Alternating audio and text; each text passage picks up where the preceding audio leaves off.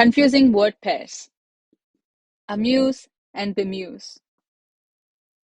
If you are confused by the words amuse and bemuse, you are not alone. Amused and bemused are in the top 2% of the most searched words on merriam-webster.com. So without much ado, let's jump into understanding these words and their usage. The word amuse is a verb which means to entertain someone with humor, action, or state of being. To pleasantly engage, occupy, or divert someone's attention for a short duration of time. So the emphasis here is on the short duration. Example, our cat was amused by the birds outside the window. Take a look at the example here. The rabbit amused the girl for hours. In this instance, the rabbit is providing temporary distraction or entertainment to the little girl and keeping her occupied for a few hours. The noun form of amuse is amusement, which is the state or experience of finding something funny. Example, I'm trying to have a serious conversation here. I'm not doing this for your amusement. So this is kind of a serious statement. Somebody is telling someone to, pay attention to what they're saying. This is not something they're saying in jest. So is being amused same as being happy? Let's see. Amuse means to pleasantly engage, occupy, or divert someone's attention for a short duration. Happiness means to delight and please. Happiness is characterized by a feeling of well-being and contentment. In the case of being amused, you are entertained for a short duration of time and it is not associated with a feeling of contentment, and that's how it is different from happiness. So a show might amuse you, your friends' jokes might amuse you, but your children might bring you happiness. Your career might bring you happiness. Your relationship with somebody might bring you happiness. So you're not amused by your relationship with someone, you're amused by their jokes, but it's the relationship that brings you happiness. The superlative of happy is elate, which is to bring extreme happiness, to highly excite or delight someone for a short duration. So both amuse and elated are characterized by a feeling or a state of being for a short duration of time. So now that we have an understanding of what amuse means, let's look at the word bemuse. The word bemuse is a verb which means to confuse, puzzle, or bewilder someone in a mild or light-hearted way, to cause a feeling of tolerant amusement. For instance, their customs bemuse most Americans. Jack was rather bemused by all the attention he was getting. I was bemused by his antics. In all three examples, you will see that these are not serious situations.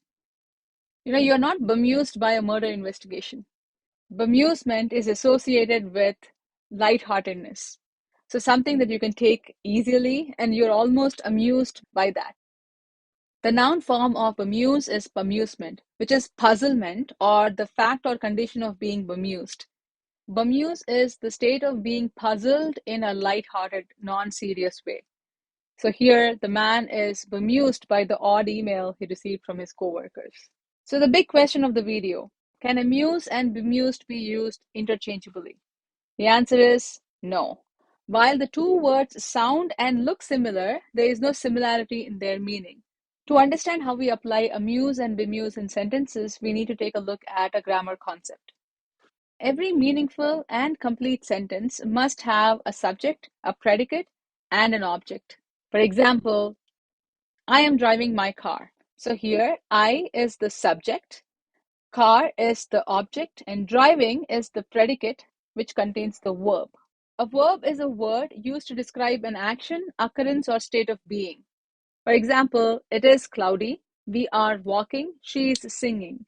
Here, is, walking, and singing are verbs. Broadly, there are three types of verbs: action verbs, linking verbs, and helping verbs. In this video, we are going to be looking at action verbs. Action verbs express physical or mental action. For instance, job seekers are advised to use action verbs in their resume to showcase their achievements. Words like built, managed, achieved, developed, etc. There are two types of action verbs: transitive and intransitive. A transitive verb requires an object to receive the action. For example, the instructor gave salsa lessons in the club.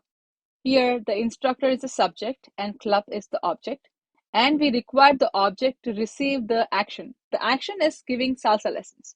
So where did the instructor give the salsa lessons? In the club. So you need that information to make this sentence meaningful.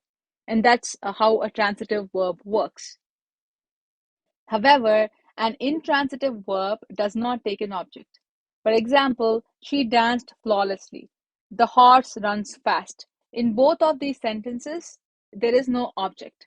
The sentence is complete without the usage of an object.